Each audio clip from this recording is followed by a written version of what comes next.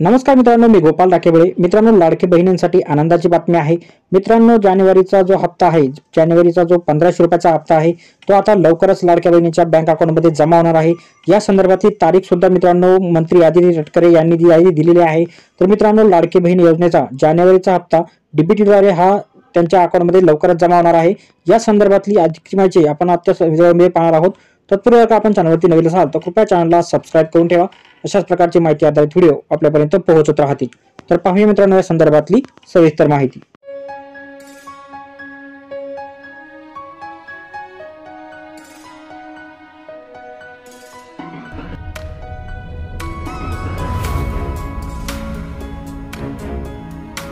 तर मित्रांनो, आपण इथं पाहू शकता मुख्यमंत्री माझी लाडकी बहीण योजनेच्या वितरणासाठी मित्रांनो तुम्ही पाहू शकता 3690 कोटी रुपयांच्या निधीस राज्य मंत्रिमंडळाने मान्यता दिलेली आहे.